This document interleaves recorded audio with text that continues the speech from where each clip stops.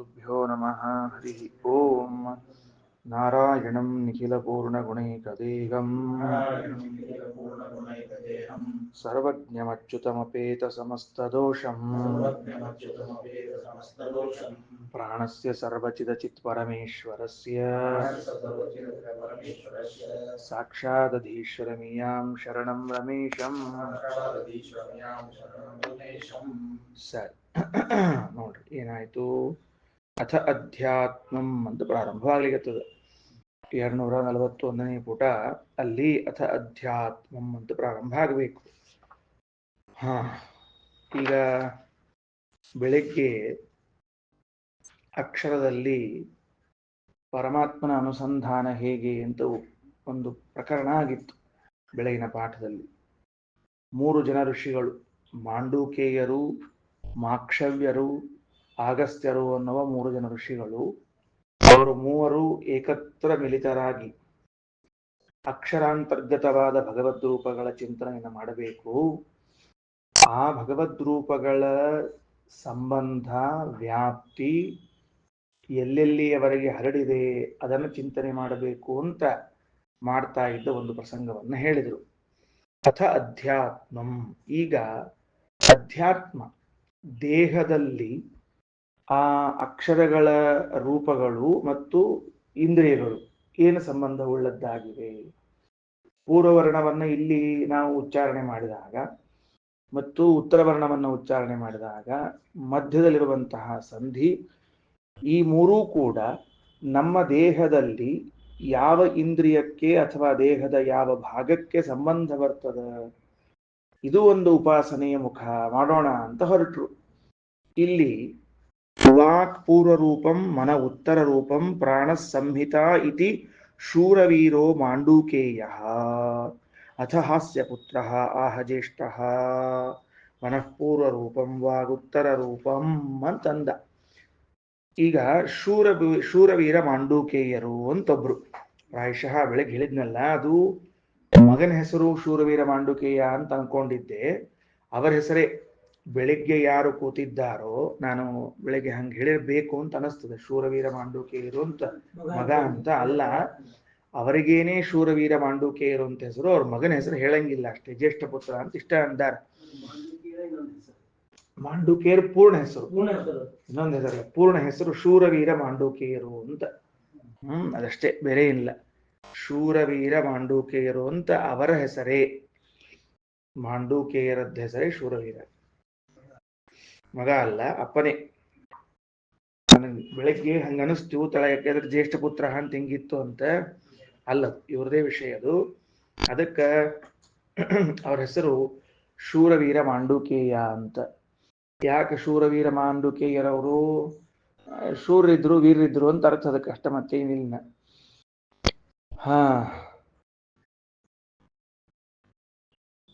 ಸರಿ. ಶೂರವೀರ ಅನ್ನೋದಕ್ಕೆ ತಾವು ಯಾವ ಪಕ್ಷವನ್ನು ಒಪ್ಪಿಕೊಂಡಿದ್ದಾರೋ ಆ ಪಕ್ಷವನ್ನು ಹಿಡಿದು ವಾಕ್ಯಾರ್ಥವನ್ನು ಮಾಡ್ತಾರೆ, ಅದನ್ನ ಸಮರ್ಥನೆ ಮಾಡ್ತಾರ ಅಂತ ಅನ್ಕೊಂಡು ಅವರಿಗೆ ಶೂರವೀರ ಮಾಂಡೂಕೇಯರು ಅಂತ ಕರಿತಿರ್ಬೇಕು. ಆಯ್ತಾ? ಇವ್ರೇನ್ ವಿಚಾರ ಮಾಡ್ಲಿಕ್ಕತ್ತಾರ, ಶೂರವೀರ ಮಾಂಡೂಕೇಯರು, ಮಾತು ಮತ್ತು ಮನಸ್ಸನ್ನ ತಗೊಳ್ರಿ ಅಂದ್ರು. ದೇಹಕ್ಕೆ ಸಂಬಂಧಪಟ್ಟಂತೆ ಇಲ್ಲಿ ಪೂರ್ವವರ್ಣ ಉತ್ತರವರ್ಣ ಗೊತ್ತದ, ಅದ್ರ ಬಗ್ಗೆ ಏನು ವಿಚಾರ ಇಲ್ಲೇ ಇಲ್ಲ. ಪೂರ್ವವರ್ಣ ಯಾವುದು ಉತ್ತರವರ್ಣ ಯಾವುದು ಅನ್ನೋದು ನಮಗೆ ವಿಷ್ಣು ಅಂತ ಅನ್ನುವಲ್ಲಿ, ವಿಷ್ಣು ಅನ್ನೋದನ್ನ ಇಟ್ಟುಕೊಂಡ್ರೆ ಶಕಾರ ನಕಾರ ಇದು ಪೂರ್ವವರ್ಣ ಉತ್ತರವರ್ಣ ಕೂಡಿದ್ದು, ಅಥವಾ ವಿ ಅನ್ನೋದೇ ಪೂರ್ವವರ್ಣ, ವಿಷ್ಣು ಒಂದು ಉತ್ತರವರ್ಣ ಆದ್ರೂ ವಿಷ್ಣು ಅಂತ ಅನ್ನೋದು ಇರ್ಲಿ. ಈ ಸಂಧಿ ಅಕ್ಷರ ಏನದ ಈ ಇಂತಹದ್ದು, ಇದರ ಉಪಾಸನೆ ಅಧ್ಯಾತ್ಮದಲ್ಲಿ ಎಲ್ಲಿ ಆಗ್ತದ? ಪೂರ್ವವರ್ಣ ಯಾವುದು ಅಂದ್ರೆ ವಾಕ್ ಪೂರ್ವ ರೂಪಂ. ವಾಕ್ ಅಂದ್ರ ವಾಕ್ ಇದೇನಾಗ್ಯದ? ಪೂರ್ವ ರೂಪವಾಗ್ಯದ. ಪೂರ್ವವರ್ಣ ಪ್ರತಿಪಾದ್ಯವಾದ ಭಗವದ್ ರೂಪವು ವಾಕಿನಲ್ಲಿ ಇದೆ. ವಾಕ್ ಅನ್ನೋ ಶಬ್ದಕ್ಕೆ ಉಮಾ ವೈ ವಾಕ್ ಸಮುದ್ದಿಷ್ಟ ಮನೋರುದ್ರ ಉದಾರತಃ ಅಂತ ಹೇಳಿದಂತೆ ಪಾರ್ವತೀ ದೇವಿಯರು. ಇದಕ್ಕೆ ಬರ್ಕೊಳ್ರಿ, ಏನ್ ಬರ್ಕೋಬೇಕು ಅಂದ್ರ ಪೂರ್ವವರ್ಣ ಅಂತ ಬರ್ಕೊಂಡು ಕೆಳಗಡೆಗೆ ಕೆಳಗಡೆಗೆ ಮಾತು ಅಂತ ಬರ್ಕೊಂಡು ಅದರ ಕೆಳಗಡೆಗೆ ಪಾರ್ವತಿ ಅಂತ ಬರ್ಕೋಬೇಕು. ಉತ್ತರ ವರ್ಣ ಅಂತ ಬರ್ಕೊಂಡು ಅದರ ಕೆಳಗಡೆಗೆ ಮನಃ ಅಂತ ಬರ್ಕೊಂಡು ಮನಸ್ಸು ಅಂತ ಬರ್ಕೊಂಡು ಅದರ ಕೆಳಗಡೆಗೆ ಶಿವಃ ಅಂತ ಬರ್ಕೋಬೇಕು. ಪಾರ್ವತಿ ಬರ್ಕೊಂಡಿದ್ದಿಲ್ಲ, ಅದರ ಕೆಳಗಡೆಗೆ ವರಾಹ ಅಂತ ಬರ್ಕೊಂಡು ಶಿವನ್ ಕೆಳಗಡೆಗೆ ವಾಮನ ಅಂತ ಬರ್ಕೋಬೇಕು.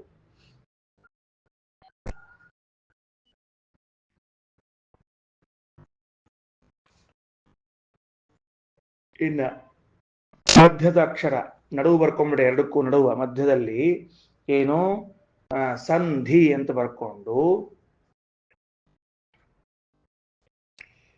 ಕೆಳಗಡೆಗೆ ಪ್ರಾಣ ಅಂತ ಬರ್ಕೊಂಡು ಅದರ ಕೆಳಗಡೆ ನರಸಿಂಹ ಅಂತ ಬರ್ಕೊಂಡ್ಬಿಟ್ರೆ ಆಗುತ್ತೆ ಕೆಲಸ. ಇದು ಅಧ್ಯಾತ್ಮದ ವಿಚಾರ ಅಂತ ಹೇಳಿದವರು ಯಾರು? ಶೂರವೀರ ಮಾಂಡೂಕೇಯರು. ಇದು ಅಪ್ಪನ ಪಕ್ಷ ಅಂತ ಬರ್ಕೊಂಡಿಟ್ಕೊಳ್ರಿ. ಇದು ತಂದೆಯ ಪಕ್ಷ, ಶೂರವೀರ ಮಾಂಡೂಕೇಯರ ಪಕ್ಷ. ಇದು ಶೂರವೀರ ಮಾಂಡೂಕೇಯರ ಪಕ್ಷ ಅಂತ ಬರ್ಕೊಳ್ರಿ.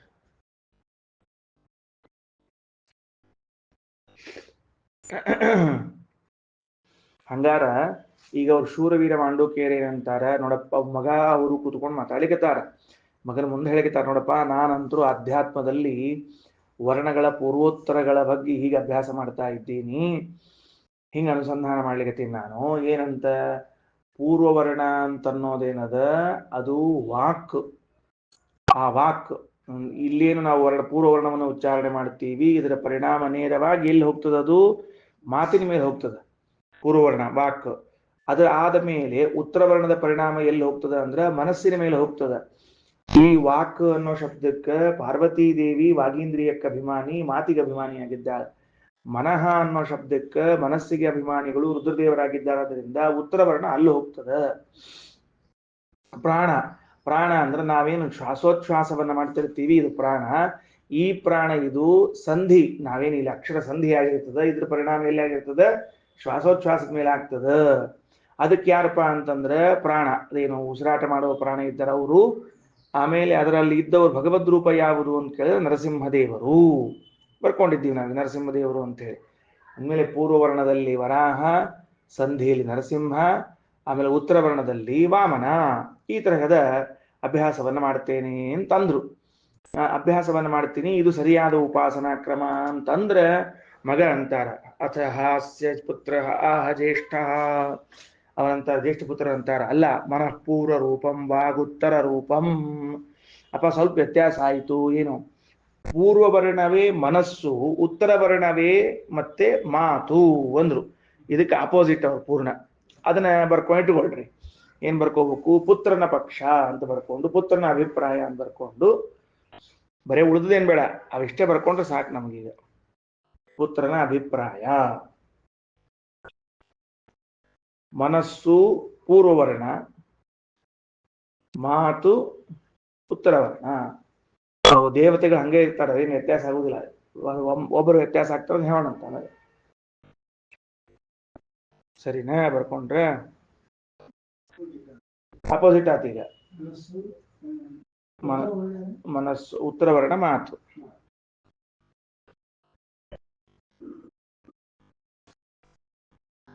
ಆತ ಮುಗಿತಾ? ಸರಿ. ಈಗ ನೋಡ್ರಿ ಏನಂತಂದ್ರ ಅಲ್ಲಿ ವರಾಹ ದೇವರೀಗ ರುದ್ರದೇವರೊಳಗೆ ಬರ್ತಾರೆ, ವಾಮದೇವರಿಗೆ ಪಾರ್ವತಿ ಒಳಗೆ ಬರ್ತಾರೆ. ಈಗ ಅಷ್ಟೇ, ಅದ್ರ ವ್ಯತ್ಯಾಸ ಗೊತ್ತಾಗ್ತದೆ ನಿಮ್ಗೆ, ಅಲ್ಲಿ ಏನು ವ್ಯತ್ಯಾಸ ಆಗ್ಯದ ಅಂತ ತಿಳ್ಕೊಂಡು. ಸಂಧಿ ಒಂದೇ ಅದ ಅಂತ. ಅದಕ್ಕೆ ಮಗ ಅಂದ್ರು, ಅಥಹಾಸ್ಯ ಪುತ್ರ ಆಹ ಜ್ಯೇಷ್ಠ ಮನಃಪೂರ್ವ ರೂಪಂ ವಾಗುತ್ತರ ರೂಪಂ ಅಂತ.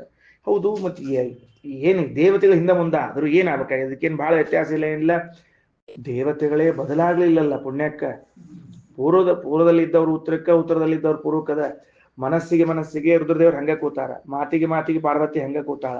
ಅಪ್ಪ ಏನ್ ಮಾಡಿದ್ದ? ಪಾರ್ವತಿನ ಮೊದಲು ಹೇಳಿ ಪರಮೇಶ್ವರನ ಆಮೇಲೆ ಹೇಳಿದ್ದ.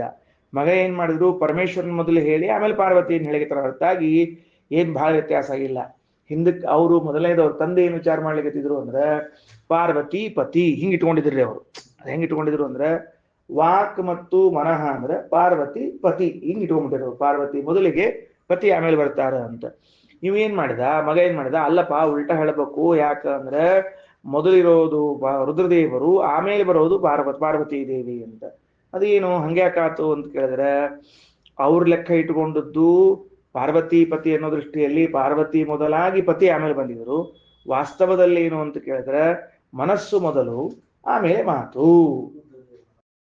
ಯಾಕ ಅಂದ್ರೆ ಅದಕ್ಕೆ ಉಪನಿಷತ್ತು ಮನಸ ವಾ ಅಗ್ರೆ ಸಂಕಲ್ಪಯತಿ ಅಥವಾ ಚ ವ್ಯಾಹರತಿ.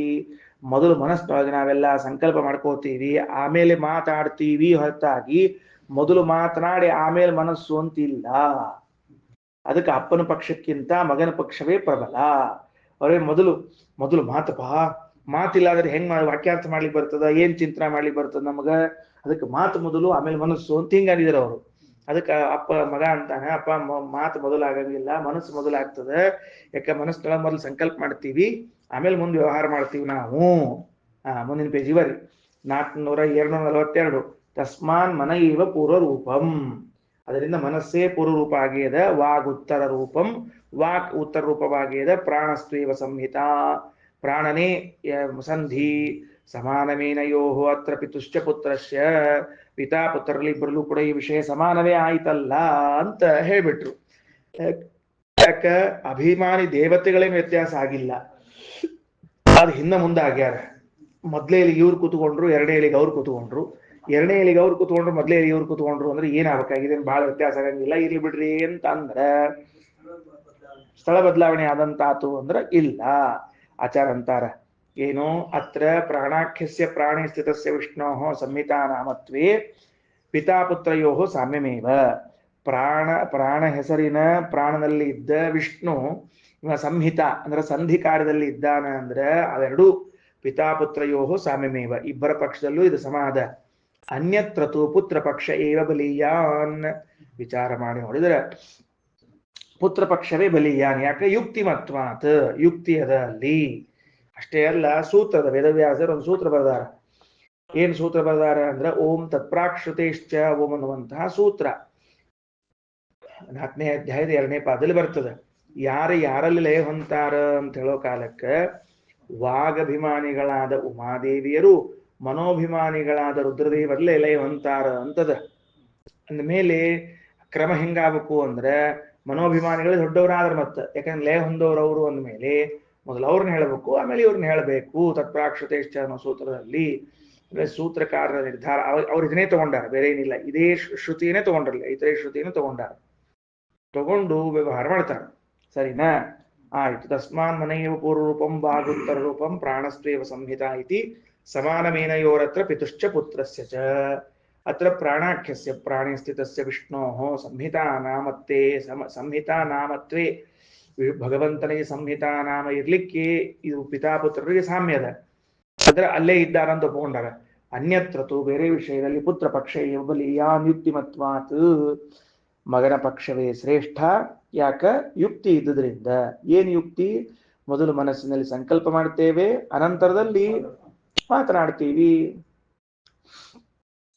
ಮೊದಲು ಮನಸ್ಸಿನಾಗ ಅನ್ಕೊಂಡಿರ್ತಾರ ನೋಡ್ರಿ, ಹಿಂಗಿಂಗ್ ಮಾಡ್ಬೇಕು ಅಂತೆಲ್ಲ ಅನ್ಕೊಂಡಿರ್ತಾರ. ಆಮೇಲೆ ಅಂತಾರ ನಾವು ಮನಸ್ಸಿನಾಗ ಏನೇನೋ ಅನ್ಕೊಂಡಿದ್ವಿ, ಅಷ್ಟೆಲ್ಲ ಮಾಡ್ಲಿಕ್ಕೆ ಆಗ್ಲಿಲ್ಲ ನಮ್ ಕಡೆಗೆ ಅಂತ ಅಂತಿರ್ತಾರೆ.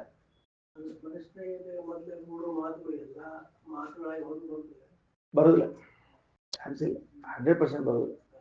ಎಷ್ಟೋ ಬರ್ತಾವ, ಎಷ್ಟೋ ಬರಂಗಿಲ್ಲ. ಕೆಲವೊಮ್ಮೆ ಗಾಬರಿ ಮರ್ತು ಹೋಗ್ಬಿಡ್ತಾವ, ಕೆಲವೊಂದು ನೆನಪಾಗಂಗಿಲ್ಲ.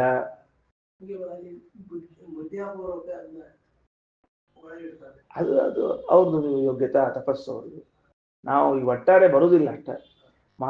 ಮನಸ್ಸೊಳಗ ಮಾತು ಮೂಡ್ಬೇಕು ಮೊದಲು, ಆಮೇಲೆ ಮುಂದೆ ಮಾತಿನೊಳಗೆ ಮನಸ್ಸು ಮೂಡಂಗಿಲ್ಲ. ಮೊದಲು ಮೂಡೋದು ಮನಸ್ಸಿನೊಳಗ ಮಾತು. ಕೆಲವ್ರು ಹೇಳ್ತಾರ ಹೇಳಂಗಿಲ್ಲ, ಕೆಲವು ಗಾಬರಿ ಉಳಿತಾವ, ಕೆಲವರು ಅಜ್ಞಾನಕ್ಕೆ ಉಳಿತದ, ಕೆಲವು ವಿಸ್ಮೃತಿ ಆಗ್ತದೆ, ಹಿಂಗೆಲ್ಲ ಆಗ್ತದೆ. ಅಷ್ಟು ಹೊರಗೆ ಬರೋದಿಲ್ಲ ಮಾತಾಡ್ತಾರೆ ಇಷ್ಟು ಮುಂದುವರಿ.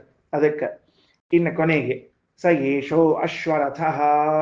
ಇಷ್ಟು ಮುಗಿದ ಕೂಡಲೇ ಕೊನೆಯದು ಮತ್ತೊಂದು ಸರ್ತಿ ಹಿಂದಕ್ಕೆ ಹೇಳಿದ್ರೆ ಮತ್ತೊಂದು ಸರ್ತಿ ಹೇಳಿಕತಾರೆ. ಏನಂತ ಹೇಳಿಕತ್ತಾರ? ಸ ಯೇಷಃ, ಇದೇನು ನಾವು ಮಾತಾಡಿದ್ದೀವಿ ಇಷ್ಟೊತ್ತಿನವರೆಗೆ, ಇದು ಸಂಹಿತ. ಈಗ ನಾವು ಈ ಸಂಹಿತಾವನ್ನ ಏನಂತ ಮಾತಾಡಿದ್ವಿ? ದೇಹದ ಬಗ್ಗೆ ಮಾತಾಡಿದ್ದೇವೆ. ಹೊರಗಿದ್ದದ್ದಾಯಿತು, ಹೊರಗ ಭೂಹು ಭುವಃ ಸ್ವಹ 3 ಲೋಕಗಳು, ದೇಹದಲ್ಲಿ ಮಾತು ಮತ್ತು ಮನಸ್ಸು ಪ್ರಾಣ ಅಂತ ಮಾತಾಡಿದ ಕೂಡಲೇ ಆ ದೇಹ ಅಂತಂದಾಗ ಅದು ಭಗವಂತನ ರಥ ಅಂತ ಮತ್ತೊಂದ್ಸಲಿ ನೆನಪು ಮಾಡ್ಲಿಕ್ಕತ್ತಾರ. ಹಿಂದಕ್ಕೆ ಬಂದಿತ್ತು ಈಗ ಅದು. ದೇಹವು ಭಗವಂತನ ರಥವೆನಿಸಿದೆ ಅಂತ. ಅದರ ಮತ್ತೊಂದು ಸ ಯೇಷೋ ಅಶ್ವರಥ. ಈ ಇಂದ್ರಿಯಗಳೇ ಕುದುರೆಗಳು.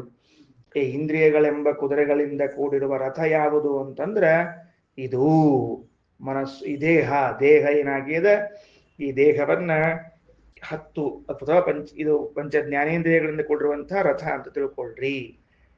ಪ್ರಷ್ಟಿವಾಹನ, ದೇವರಿಗೆ ಹೆಸರುದು. ಪ್ರಷ್ಟಿ ಅಂದ್ರೆ ಪರಮಾತ್ಮ, ಪ್ರಷ್ಟಿವಾಹನ ಅಂದ್ರೆ ಪರಮಾತ್ಮನನ್ನ ಒಯ್ಯುವಂತಹ ರಥ ಅದು.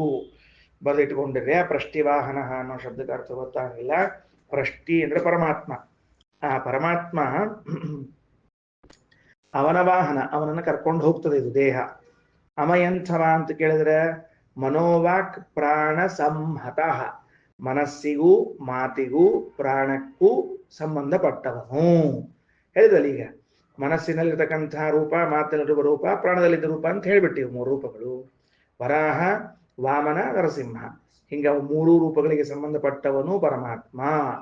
ಅದಕ್ಕಿದ ಅವನ ರಥ ಅಂದ್ರೆ ಹಿಂದೆ ಹೇಳೋ ಕಾಲಕ್ಕೆ ಈ ಮಾತು ಮನಸ್ಸು ಪ್ರಾಣ ಬಂದಿದ್ದಿಲ್ಲ, ಈಗ ಬಂದದಷ್ಟ. ಹಿಂದೆ ಬರೀ ಪರಮಾತ್ಮ ಹೈಗ್ರೀವ ರೂಪದಿಂದ ಇದ್ದಾನೆ, ಅದು ವಾಯುದೇವರು ಇದ್ದಾರಲ್ಲಿ, ಭಾರತೀಯ ದೇವಿನೂ ಇದ್ದಾಳ ಅಂತ ಇಷ್ಟೇ ಹೇಳಿತ್ತು. ಈಗ ಹೇಳೋ ಕಾಲಕ್ಕೆ ಹೆಚ್ಚಿಂದೇನು ಹೇಳಿಗತ್ತದ, ಮನಸ್ಸು ಪೂರ್ವ ರೂಪವಾದಾಗ ಅಲ್ಲಿ ಇರ್ತಕ್ಕಂಥವ್ರು ವರಾಹದೇವರು, ಮಾತು ಉತ್ತರ ರೂಪವಾದಾಗ ಅಲ್ಲಿರ್ತಕ್ಕಂಥವಳು ಪಾರ್ವತೀ ದೇವಿ, ಅಲ್ಲಿರ್ತಕ್ಕಂಥವ್ರು ಮತ್ತು ವಾಮನ ದೇವರು, ಸಂಧಿಯಲ್ಲಿರ್ತಕ್ಕಂಥವ್ರು ಪ್ರಾಣದೇವರು ನರಸಿಂಹ ಅಂತ ಹಿಂಗೆ ಹೇಳಿ ಈ 3 ಅವನದ್ದೇ ರೂಪ, ಅವನು ಏರಿರುವಂತಹ ರಥ, ಅವನನ್ನ ಹೊತ್ತೊಯ್ಯುವ ರಥ ಇದು ಅಂತ ತಿಳ್ಕೊಳ್ರಿ. ಇಷ್ಟು ಆಧ್ಯಾತ್ಮದ ಬಗ್ಗೆ ಹೇಳಿದರು. 3 ಭಗವದ್ ರೂಪಗಳೇ, ದೇವತೆಗಳು ಸರಿಯೇ ಸರಿ, 3 ಭಗವದ್ ರೂಪಗಳು. ಸಹ ಯಹ ಏವಮೇತಾಂ ಸಂಹಿತಾಂ ವೇದ ಯಾರು ಹಿಂಗ ಸಂಹಿತೆಯನ್ನು ತಿಳ್ಕೋತಾರೋ, ಇಷ್ಟೆಲ್ಲ ಈಗ ಪೂರ್ವ ರೂಪ ಉತ್ತರ ರೂಪಗಳು ಸಂಧಿಗಳನ್ನು ತಿಳ್ಕೋತಾರೋ ಅವರೇನಾಗ್ತಾರ ಅಂದ್ರ ಇಷ್ಟನ್ನೆಲ್ಲ ಹೊಂದುತ್ತಾರ. ಸಂಧೀಯತೆ ಪ್ರಜಯ ಪಶುಭಿರ್ ಬ್ರಹ್ಮವತ್ ಯಶಸಾ ಬ್ರಹ್ಮವರ್ಚಸೇನ ಸ್ವರ್ಗೇಣ ಲೋಕೇನ ಸರ್ವಮಾಯುರೇತೀತಿನು ಮಾಂಡುಕೇಯಾನಾಂ. ಆ ಮಾಂಡುಕೇಯರ ಅಭಿಪ್ರಾಯವೇನು? ಯಾರು ಈ ಸಂಹಿತೆಯ ಬಗ್ಗೆ ಹಿಂಗೆ ತಿಳ್ಕೋತಾರೋ ಅವ್ರಿಗೆ ಏನೇನು ಫಲ ಸಿಗುತ್ತದ ಅಂದ್ರೆ, ಸಂಧೀಯತೆ ಪ್ರಜಯಾ ಸಂಧೀಯತೆ, ಅವರು ಪ್ರಜೆಗಳನ್ನು ಹೊಂದುತ್ತಾರ, ಪಶುಗಳನ್ನು ಹೊಂದುತ್ತಾರ, ಯಶಸ್ಸನ್ನ ಬ್ರಹ್ಮವರ್ಚಸ್ಸನ್ನು ಹೊಂದುತ್ತಾರ, ಸ್ವರ್ಗಲೋಕವನ್ನು ಹೊಂದುತ್ತಾರ, ಸರ್ವಮಾಯುರೇತಿ ಪೂರ್ಣವಾದ ಆಯುಷ್ಸನ್ನ ಪಡಿತಾರ. ಇದೆಲ್ಲ ಕೆಳಗೆ ವಿವರಣೆ ಕೊಡ್ತಾರೆ ಶ್ರೀಮದಾಚಾರ್ಯ, ಅಲ್ಲೇ ಹೇಳ್ತೀನಿ ಮತ್ತೆ. ಅಂದ್ರ ಇದೊಂದು ದಿವ್ಯವಾದ ಉಪಾಸನ, ಅಕ್ಷರಸ್ಥನಾದ ಭಗವಂತನ ಉಪಾಸನ. ಅಧಿದೈವದಲ್ಲೂ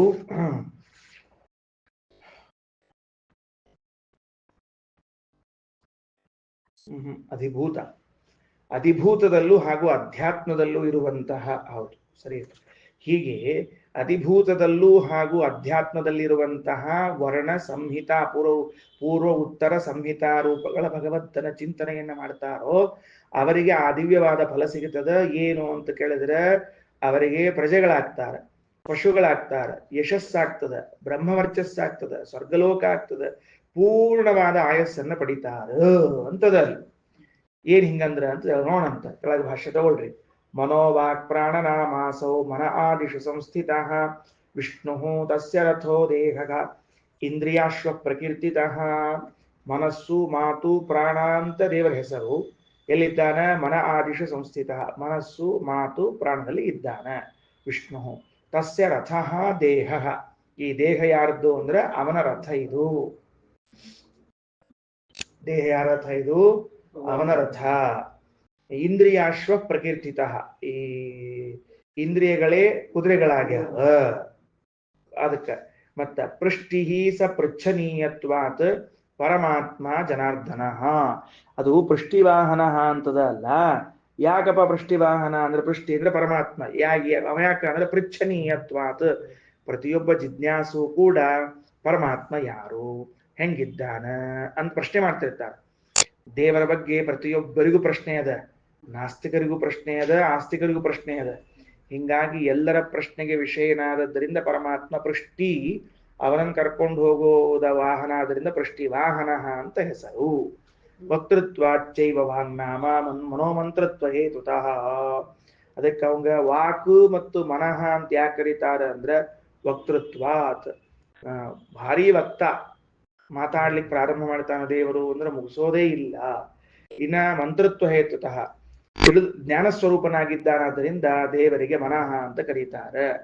ಇನ್ನು ಮುಂದೆ ಪ್ರಾಣನ್ನೇವ ಪ್ರಾಣೋ ನಾಮ ಭವತಿ ವದನ್ ವಾಕ್ಷು ಪಶ್ಯನ್ ಚಕ್ಷು ಶೃಣ್ವನ್ ಶ್ರೋತ್ರಂ ಮನ್ವಾನೋ ಮನಃ ತಸ್ಯ ಮನಸಾನಿ ಅಸ್ಯೈವ ತಾನಿ ಕರ್ಮ ನಾಮಾನ್ಯೇವ ಇತಿ ಚ ಶ್ರುತಿ ಅಂತದೆ. ಇದನ್ನು ಸ್ವಲ್ಪ ವಿವರಣೆ ಹಿಂದೆ ಕೊಟ್ಟೀನಿ, ಮತ್ತೊಂದ್ಸಲ ಹೇಳ್ತೀನಿ. ಸಾಮಾನ್ಯವಾಗಿ ಇಂದ್ರಿಯಗಳ ಹೆಸರುಗಳನ್ನ ಪರಮಾತ್ಮನ ಹೇಳಿಕತ್ತದಿಲ್ಲ, ನೆನಪಿಟ್ಟುಕೊಳ್ರಿ. ಮಾತು, ಮನಸ್ಸು, ಪ್ರಾಣ, ಕಣ್ಣು ಇವೆಲ್ಲವೂ ಇಂದ್ರಿಯಗಳು. ಇಂದ್ರಿಯಗಳು ಅಂತಂದಾಗ ಅವುಗಳು ಸಾಧನ ಅನ್ನೋ ಅರ್ಥದಲ್ಲಿ ಬರಬೇಕೆ ಹೊರತಾಗಿ ಕರ್ತೃ ಎಂಬ ಅರ್ಥದಲ್ಲಿ ಬರುವುದಿಲ್ಲ. ಅವು ಟೂಲ್ಸ್ ಇನ್ಸ್ಟ್ರೂಮೆಂಟ್ಸ್. ಜೀವನು ನೋಡ್ಲಿಕ್ಕೆ ಸಾಧನವಾದದ್ದರಿಂದ ಕಣ್ಣು, ಮಾತನಾಡ್ಲಿಕ್ಕೆ ಸಾಧನವಾದದ್ದರಿಂದ ಮಾತು, ಹಿಂಗವು ಸಾಧನಾರ್ಥದಲ್ಲಿ ಬರಬೇಕಾಗಿದೆ. ಹಂಗ ಬಂದ್ರೆ ಏನಾಗ್ತದೆ ಅಂದ್ರೆ ಮನಃ ಅಂದ್ರೆ ವಿಚಾರ ಮಾಡಲು ಸಾಧನ, ಕಣ್ಣು ನೋಡಲು ಸಾಧನ, ಪ್ರಾಣ ಉಸಿರಾಡಲು ಸಾಧನ ಅಂತ ಆಗ್ತಾ ಹೊರತಾಗಿ ಪರಮಾತ್ಮ ಅಂತ ಅರ್ಥ ಬರುವುದಿಲ್ಲ. ಯಾಕ? ಅವ ಯಾರಿಗೆ ಸಾಧನ ಆಗ್ಯಾನ? ಅವ ನನಗೆ ನೋಡ್ಲಿಕ್ಕೆ ಸಾಧನ ಏನವೇನ್ ದೇವರ ಅಲ್ಲ, ಅವ ಪ್ರೇರಕ, ಅವ ಸಾಧನ ಅಲ್ಲ. ಅಂದ್ಮೇಲೆ ಆ ಸಾಧನ ಅಂತನ್ನೋ ಅರ್ಥ ಕೊಡುವ ಇಂದ್ರಿಯಗಳನ್ನು ಪ್ರೇರಕ ಅಥವಾ ಕರ್ತೃ ಅನ್ನೋ ಅರ್ಥವನ್ನು ಹೆಂಗೆ ಕೊಡ್ತೀರಿ ಅಂದ್ರೆ ಅದಕ್ಕೆ ಆಚಾರ್ಯ ಬರೀತಾರೆ ವಕ್ತೃತ್ವಾತ್ ವಾಕ್. ಮಾತಾಡ್ತಾನಾದ್ರಿಂದ ಅವನನ್ನ ಮಾತು ಅಂತ ಕರಿಬೇಕು.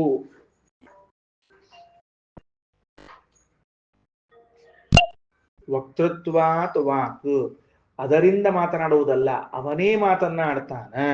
ಗೊತ್ತಾಯ್ತಾ? ವಾಗೀಂದ್ರಿಯದಿಂದ ಮಾತನಾಡೋದಕ್ಕೆ ವಾಗೀಂದ್ರಿಯಕ್ಕೂ ವಾಕ್ ಅಂತ ಕರೀತಾರೆ. ಪರಮಾತ್ಮನೇ ಮಾತನ್ನಾಡ್ತಾನಾದ್ರಿಂದ ಅವನಿಗೆ ವಾಕ್ ಅಂತ ಕರೀತಾರೆ. ಹಿಂಗರ್ಥ ಅದಕ್ಕೆ. ಗೊತ್ತಾಯ್ತಾ? ಮುಂದೆ ನೋಡ್ಕೊಳ್ರಿ ಏನಂತಾರ. ವಕ್ತೃತ್ವಾಚ್ಚೈವ ವಾಗ್ನಾಮ ಮನೋಮಂತ್ರತ್ವ ಹೇತುತಃ.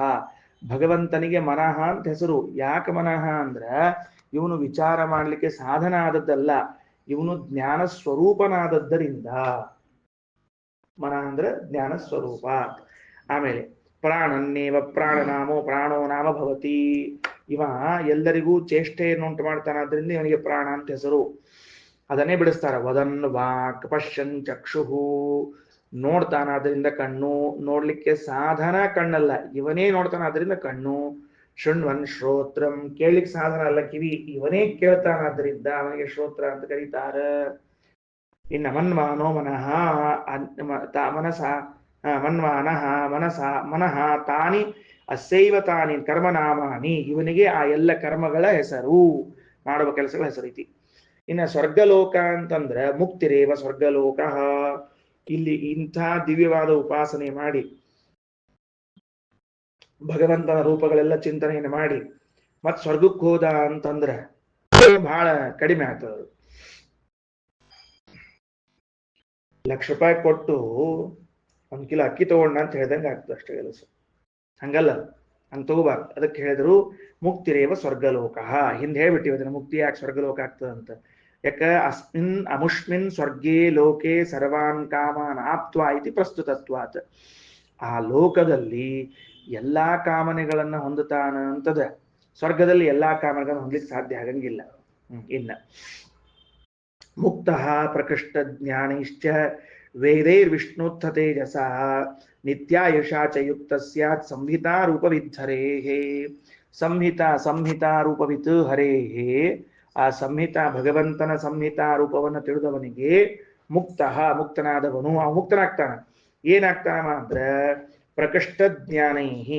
ಪ್ರಜಾ ಅನ್ನೋ ಶಬ್ದಕ್ಕೆ ಪ್ರಕೃಷ್ಟವಾದ ಜ್ಞಾನ ಅಂತ ಅರ್ಥ. ಕೆಳಗೆ ಬರೀತಾರ, ಅಲ್ಲಿ ವಿವರಣೆ ಮಾಡ್ತೀನಿ ಮತ್ತ ಪಶು ಅನ್ನೋ ಶಬ್ದಕ್ಕೆ ವೇದಗಳು ಅಂತ ಅರ್ಥ. ವೇದಗಳಿಗೆ ಪಶು ಅಂತ ಕರೀತಾರಂತ. ಅದು ವೇದೈಹಿ. ಇನ್ನ ಬ್ರಹ್ಮವರ್ಚಸ ಅನ್ನೋ ಶಬ್ದಕ್ಕೆ ವಿಷ್ಣುತ್ಥ ತೇಜಸ, ಭಗವಂತನ ತೇಜಸ್ಸಿನಿಂದ ಅಂತ ಅರ್ಥ. ಇನ್ನ ಪೂರ್ಣ ಆಯಸ್ಸು ಅಂದ್ರೆ ನಿತ್ಯಾಯುಷಾ ಯುಕ್ತ ಸ್ಯಾತ್, ನಿತ್ಯವಾದ ಆಯಸ್ಸನ್ನು ಪಡಿತಾನೆ. ಸಂಹಿತಾ ರೂಪವಿದ್ಧರೇಹಿ ಅಂತ ಹೇಳ್ದಂಗಾಯ್ತು. ಇವೆಲ್ಲದರಿಂದಲೂ ಕೂಡಿರ್ತಾನ ಅಂತ ತಿಳಿಸ್ಬೇಕಾಗಿದೆ. ಇನ್ನು ನೋಡ್ರಿ, ಈಗ ಶ್ರೀಮದಾಚಾರ್ಯದನ್ನು ಯಾಕೆ ವ್ಯತ್ಯಾಸ ಮಾಡಿದ್ರು ಅಂತ ಒಂದು ಪ್ರಶ್ನೆ. ಹಿಂಗೆಲ್ಲ ಯೌಗಿಕ ಅರ್ಥವನ್ನು ಮಾಡುವಂತಹ ಅವಶ್ಯಕತೆ ಏನಿತ್ತು? ಸರಳವಾಗಿ ಏನ್ ಹೇಳ್ಯಾರ ಅದರ ಅರ್ಥ ಹೇಳ್ಬೇಕಪ್ಪ. ಏನ್ ಅರ್ಥ ಹೇಳ್ಯಾರ ಮಿಸ್ಟರ್ ಸರಾಫ್? ಏನ್ ಅರ್ಥ ಹೇಳ್ಯಾರಲ್ಲಿ? ಕಪೂರಾಚಾರ ಏನರ್ಥ ಹೇಳ್ಯಾರ? ಯಾರು ಹೀಗೆ ಪೂರ್ವ ವರ್ಣ ಹಾಗೂ ಉತ್ತರ ವರ್ಣ ಮತ್ತು ಸಂಧಿ ಈ 3 ಸ್ಥಳಗಳಲ್ಲಿದ್ದ ಭಗವಂತನನ್ನು ತಿಳಿದುಕೊಳ್ತಾನೋ ಅವನು ಮತ್ತ ಪ್ರಜೆಗಳನ್ನ, ಪಶುಗಳನ್ನ, ಬ್ರಹ್ಮವರ್ಚಸ್ಸನ್ನ, ಯಶಸ್ಸನ್ನ ಹೊಂತಾನ, ಸ್ವರ್ಗಲೋಕವನ್ನ ಪಡಿತಾನ ಅಂತ ಹೇಳಬಾರದೆ. ಅದಕ್ಕೆ ಶ್ರೀಮದಾಚಾರ್ಯ ಅಂತಾರ, ಇಷ್ಟು ಸಣ್ಣ ಫಲ ಆಗಿಬಿಟ್ರೆ, ಎಷ್ಟು ಸಣ್ಣ ಫಲ, ಮಕ್ಕಳಾಗೋದು, ಸ್ವರ್ಗಕ್ಕೆ ಹೋಗೋದು, ಇವೇ ಮೊದಲಾದ ಸಣ್ಣ ಫಲ ಆಗಿಬಿಟ್ರೆ ಯಜ್ಞ ಮೊದಲಾದ ಸಕಾಮ ಕರ್ಮಗಳಿಗೂ ಭಗವಂತನ ಜ್ಞಾನ ಎಂಬ ನಿಷ್ಕಾಮ ಕರ್ಮಕ್ಕೂ ಸಮಾನವಾದ ಫಲ ಆಗ್ಬಿಡುತ್ತದೆ. ದೇವ್ರನ್ನ ತಿಳ್ಕೊಂಡ್ರು ಹೋಗೋದು ಸ್ವರ್ಗಕ್ಕನೆ, ಯಜ್ಞ ಮಾಡಿದ್ರು ಸ್ವರ್ಗಕ್ಕ. ಆದ್ಮೇಲೆ ದೇವ್ರನ್ನ ತಿಳ್ಕೊಬೇಕಪ್ಪ, ಕಷ್ಟಪಟ್ಟು ಬಿಟ್ಬಿಟ್ರೆ ಆತು. ಸರಳ ಏನ್ ಮಾಡೋದು, ಹೋಮ ಹವನ ಮಾಡ್ಕೊತ ಕೂತ್ಬಿಡೋದು. ಹೋಮ ಹವನ ಮಾಡಿದಾಗೂ ಹೋಗೋದು ಅಲ್ಲೇ, ಮತ್ತ ಇದನ್ನ ಮಾಡಿದಾಗೂ ಪಾಠ ಪ್ರವಚನ ಮಾಡಿದಾಗ ಹೋಗೋದು ಅಲ್ಲೇ ಅಂತ ಅಂದ್ಮೇಲೆ ಅದನ್ನ ಮಾಡ್ಬೋಣಂತ. ಆ ಯಜ್ಞಾದಿಗಳನ್ನ ಮಾಡಿದಾಗ ಏನು ಸ್ವರ್ಗಕ್ಕೆ ಹೋಗ್ತಾರ, ಇದು ಸಕಾಮ ಕರ್ಮ. ಪರಮಾತ್ಮನನ್ನ ತಿಳ್ಕೊಂಡಾಗ ಏನು ಹೋಗ್ತಾರೆ, ಇದು ನಿಷ್ಕಾಮ ಕರ್ಮ. ಇದೆ ಆಕ್ಚುಲಿ ಅದಕ್ಕೆ ನಿಷ್ಕಾಮ ಕರ್ಮ ಮತ್ತು ಸಕಾಮ ಕರ್ಮಗಳ ಫಲವು ಸಮಾನವಾಗಿರುವುದಿಲ್ಲ. ಆದ್ದರಿಂದಾಗಿ ಇಲ್ಲಿ ಸ್ವರ್ಗ ಅನ್ನೋ ಶಬ್ದಕ್ಕೆ ಮೋಕ್ಷ ಅಂತ ಅರ್ಥ. ಅದಕ್ಕೆ ಕಾರಣಗಳು ಅವ, ಅಲ್ಲಿ ಎಲ್ಲಾ ಕಾಮಗಳನ್ನು ಹೊಂದುವುದು ಇತ್ಯಾದಿ ಎಲ್ಲ ಅವ. ಹಂಗಾರ ಪ್ರಜೆಗಳನ್ನ ಹೊಂದುತ್ತಾನ, ಪಶುಗಳನ್ನ ಹೊಂದುತ್ತಾನ ಅನ್ನೋದನ್ನ ಹೆಂಗ್ ಮಾಡ್ಬೇಕು ಈಗ? ಯಾಕಂದ್ರೆ ಯಜ್ಞ ಮಾಡಿದವನಿಗೂ ಮತ್ತ ಮನೆ ತುಂಬ ಹಸುಗಳಿರ್ತಾವ. ಈ ಆಶೀರ್ವಾದ ಮಾಡ್ಲಿಕ್ಕೆ ಬಂದು ಬ್ರಾಹ್ಮಣರು ಹೆಂಗ ಮಾಡ್ತಿರ್ತಾರ ನೋಡ್ರಿ, ಏನಂತ ಆಶೀರ್ವಾದ ಮಾಡ್ತಿರ್ತಾರ? ಶ್ರೀರ್ವರ್ಜಶ್ಯಮಾಯುಷ್ಯಮಾರೋಗ್ಯಮಾಭಿಧಾಚ್ವಮಾನಂ ಮಹೀಯಸೇ ಧಾನ್ಯಂ ಧನಂ ಪಶುಂ ಬಹುಪುತ್ರ ಲಾಭಂಶ ಸಂವತ್ಸರಂ ದೀರ್ಘಮಾಯು ಅಂತ. ಅವ ಏನು 90 ವರ್ಷ ರಾಜ್ಯ ಇರ್ತಾನ, ಅವ್ ಬಹುಪುತ್ರ ಲಾಭಂ ಅಂತ ಆಶೀರ್ವಾದ ಮಾಡಿದ್ರೆ ಎನ್ಕೆ ಅವರ ಅಣ್ಣಿಗಿರಿ ಅವರ ಬಹುಪುತ್ರ ಲಾಭಂ ಅಂತಂದ್ರ ಪ್ರಭಾಕರ್ ಬಹಳ ಗಂಭೀರಾತ್ರಿ ಇದು ಆಶೀರ್ವಾದ ಮಂತ್ರ, ನೆನಪಿಟ್ಟುಕೊಳ್ರಿ. ದೀರ್ಘವಾಯುಷ್ಯು ಅಂತ ಮುಂದಿನ ಜನ್ಮದಾಗ ಆಗ್ತಾ ಒಂದಿಗೆ ತರಲಿ ದೇಸಾರ ನಮಗ. ಅದಕ್ಕೆ ಅದೆಲ್ಲವೂ ಕೂಡ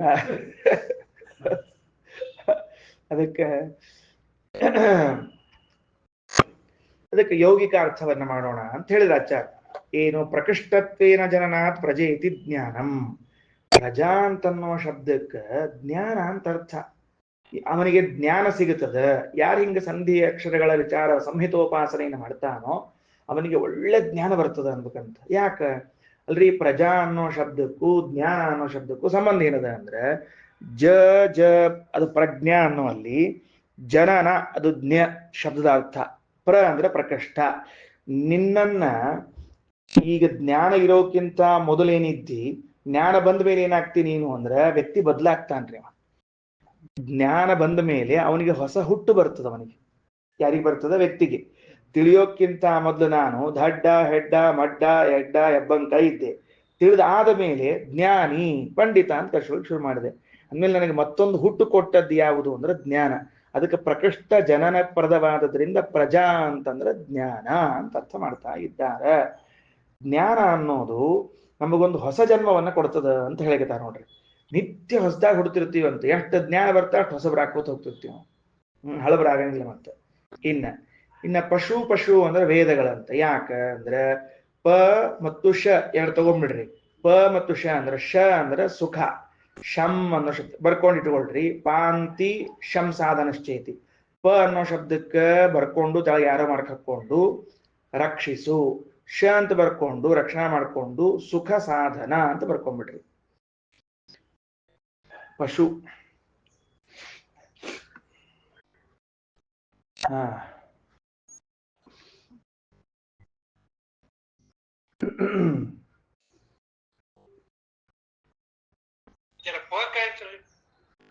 ಪ ಅಂದ್ರೆ ರಕ್ಷಣೆ.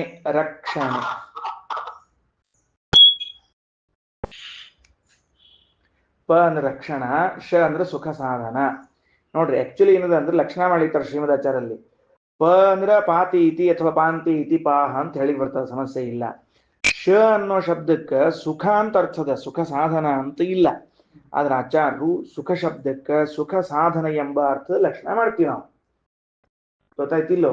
ಎಲಿ ಮೇಲೆ ಕೂಡ್ರಿ ಅಂತಂದ್ರೆ ಯಾರು? ಅದಕ್ಕೆ ಅರ್ಥ ಏನ್ ಮಾಡ್ಬೇಕು? ಎಲಿ ಮುಂದೆ ಕೂಡ್ರಿ ಅಂತ ಅರ್ಥ. ಅಥವಾ ನಿಮ್ಮ ಮುಂದೆ ಎಲಿ ಇರೋ ಕೂಡ್ರಿ ಅಂತ ಅರ್ಥ ಲಕ್ಷಣ ಮಾಡ್ತಿರ್ಲಿ. ಮತ್ತಲ್ಲಿ ಹಂಗ ಮತ್ತ ಗಂಗೆಯಲ್ಲಿ ಮನೆ ಅಂದ್ರೆ ಗಂಗಾ ದಂಡೆಯಲ್ಲಿ ಲಕ್ಷಣ ಮಾಡಿದ ಹಂಗ ಮನಿ ಇಲ್ಲದ ದೇಸಾರ ಅಂತ ಅಂದ್ಕೊಳ್ಳಿ ನಮ್ಮನಿ ಏನ್ರಿ ಗಂಗಾದಾಗ ಅದ ಬಿಡ್ರಿ ನಮ್ಮನಿ ಏನ ಅಂತಾವ್ ಅಲ್ರಿ ನಿಮ್ಮನಿ ಗಂಗಾ ನಿಮ್ಮನಿ ಇದ್ರ ಮತ್ ಮುಂದೆ ಹೆಂಗ ಅಂತ ಕೇಳಿದ್ರೆ ದಂಡಿ ಮ್ಯಾಲ್ರಿ ಅದಕ್ಕೆ ಅರ್ಥ ಅಂತ ಅರ್ಥ ಅದಕ್ಕೆ ಗಂಗಾ ಶಬ್ದಕ್ಕೆ ಗಂಗಾ ದಂಡಿ ಅಂತ ಅರ್ಥ ಮಾಡಿದ ಹಂಗ ಬ್ರಹ್ಮಲೋಕದಾಗ ಇದ್ದಾರ ಅವರು ಗಂಗಾ ದಂಡಿ ಅದಕ್ಕೆ ಗಂಗಾ ಶಬ್ದಕ್ಕೆ ಗಂಗಾ ದಂಡಿ ಅಂತ ಅರ್ಥ ಮಾಡಿದಂಗ ಸುಖ ಅನ್ನೋ ಶಬ್ದಕ್ಕೆ ಸುಖ ಸಾಧನ ಅಂತ ಅರ್ಥ ಮಾಡಬೇಕು ಹಾ ಸುಖ ಸಾಧನವೆನಿಸಿದೆ ವೇದ ಮತ್ತು ರಕ್ಷಣೆ ಮಾಡ್ತದ ವೇದ ಅದರಿಂದ ವೇದಕ್ಕೆ ಪಶು ಅಂತ ಹೆಸರು ಏನ್ ಸುಖ ಸಾಧನ ಆಗಿದೆ ಮೋಕ್ಷವೆಂಬುವಂತಹ ಸುಖಕ್ಕೆ ಸಾಧನ ವೇದ ಅರ್ಥಾತ್ ಶಾಸ್ತ್ರ ಶಾಸ್ತ್ರವು ಮೋಕ್ಷಪ್ರದವಾಗಿದೆ ಮೋಕ್ಷ ಸಾಧನ ಮೋಕ್ಷಶಾಸ್ತ್ರ ಅಂತ ಹೆಸರು ವೇದಕ್ಕೆ ವೇದಕ್ಕೆ ಮೋಕ್ಷಶಾಸ್ತ್ರ ಅಂತ ಹೆಸರು ವೇದಕ್ಕೆ ಉಳಿದಕ್ಕೆ ಮೋಕ್ಷಶಾಸ್ತ್ರ ಅಂತ ಕರೆಯಂಗಿಲ್ಲ ಅಂದ್ರೆ ಸಂಗೀತಕ್ಕೆ ಮತ್ತ ಇನ್ನೇನಂತ ಅದಕ್ಕೆ ಉಳಿದ ರಸಾಯನ ಶಾಸ್ತ್ರಕ್ಕೆ ಅಥವಾ ಅರ್ಥಶಾಸ್ತ್ರಕ್ಕೆ ವಾಣಿಜ್ಯ ಶಾಸ್ತ್ರಕ್ಕೆ ಮೋಕ್ಷಶಾಸ್ತ್ರ ಅಂತ ಕರೆಯೋದಿಲ್ಲ ಯಾರು ಆಯ್ತಾ ವೇದಕ್ಕೆ ಮಾತ್ರ ಶಾಸ್ತ್ರಕ್ಕೆ ಮಾತ್ರ ಮೋಕ್ಷಶಾಸ್ತ್ರ ಅಂತ ಕರೀತಾರೆ ಸರಿ ಮುಂದೆ ಆಮೇಲೆ ಅಂತಹ ಮೋಕ್ಷವನ್ನ ಕೊಟ್ಟು ನಮ್ಮನ್ನು ಕಾಪಾಡ್ತದೆ ಅದಕ್ಕೆ ಪಾಂತಿ ಶಂಸಾಧನಾಶ್ಚೈತಿ ಪಶವೋ ವೇದ ಅಂತ ಆಯ್ತು ಇನ್ನು ಪರಬ್ರಹ್ಮಣೋ ವಿಷ್ಣೋ ವರ್ಣಾದೇವ ಸಮ್ಯಕ್ ಚಾಯಿತಂ ಸ್ವರೂಪಂ ತೇಜ ಬ್ರಹ್ಮವರ್ಚಸಂ ಬ್ರಹ್ಮವರ್ಚಸ್ವಿಗಳಾಗ್ತಾನ ಅಂದ್ರೆ ಪರಬ್ರಹ್ಮನಾದ ವಿಷ್ಣುವಿನ ವರ್ಣ ಸ್ವೀಕಾರದಿಂದಾಗಿಯೇ ನಮ್ಮ ಸ್ವರೂಪ ಚಂದಾಗಿ ಬೆಳಿತದಂತ ಅದಕ್ಕೆ ಬ್ರಹ್ಮವರ್ಚಸ್ ಅಂತ ಕರೀತಾರಂತ ಏನ್ ಹಂಗಂದ್ರ ಭಗವಂತನ ಸ್ವೀಕಾರದಿಂದ ಮತ್ತ ನಮ್ಮ ವರ್ಚಸ್ ಬೆಳಿತದ ಅಂತಂದ್ರೆ ಏನು ಅಂದ್ರೆ ಇಷ್ಟರ್ಥ ಹೇಳ್ತೀನಿ ಬಹಳ ಚಂದದ ಅದು ಹಾ ವರ್ಣ ಅಂದ್ರೆ ಪ್ರಸಾದ ಅದನ್ನ ಬರ್ಕೊಳ್ರಿ ವರ್ಣಾತನ ಶಬ್ದಕ್ಕೆ ಪ್ರಸಾದದಿಂದ ಭಗವಂತನ ವರ್ಣದಿಂದ ಅಂದ್ರೆ ಪ್ರಸಾದ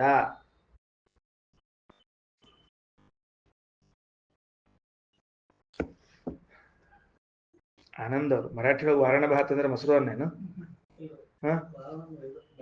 ಹಾ ಬ್ಯಾಳಿ ಅನ್ನ ಬಿಸಿಬೇಳೆ ಭಾತೇನು ಇಲ್ಲ ಬರೀ ಬ್ಯಾಳಿ ಅನ್ನ ಸಾರು ಇದ್ದಂಗ ವಾರಣ ಭಾತ್ ಅಂದ್ರೆ ಅನ್ನ ಸಾರು ಮಾಡ್ರ ಅಂತ ಸರಿ ಅದಕ್ಕ ಉಪೇಂದ್ರ ಆಚಾರ್ಯ ಮನ್ಯಾಗ ವಾರಣ ಭಾತೋ ಎಲ್ಲಿ ಹೊರಗೆ ಮತ್ತು ವರ್ಣ ಭಾತೋ ಶ್ರೇಷ್ಠವಾದ ಭಾತೋ ಅಂತ ಅದಕ್ಕೆ ನೋಡ್ರಿ ಭಗವಂತನ ಪ್ರಸಾದದಿಂದ ಏನಾಗ್ತದ ಸಮ್ಯಕ್ ಚಾಯಿತಂ ಚಾಯಿತಂ ಅಂದ್ರೆ ವರ್ಧಿತಂ ಅಂತ ಅರ್ಥ ಉಪಚಾಯಿತಂ ವರ್ಧಿತಂ ಸ್ವರೂಪಂ ತೇಜ ಚಾಯಿತ ಅನ್ನೋ ಶಬ್ದಕ್ಕೆ ಬೆಳೆದ ಅಂತ ಅರ್ಥ ಬರೆದಿಟ್ಕೊಳ್ರಿ ಚಾಯಿತಂ ಅನ್ನೋ ಶಬ್ದಕ್ಕೆ ವರ್ಧಿತಂ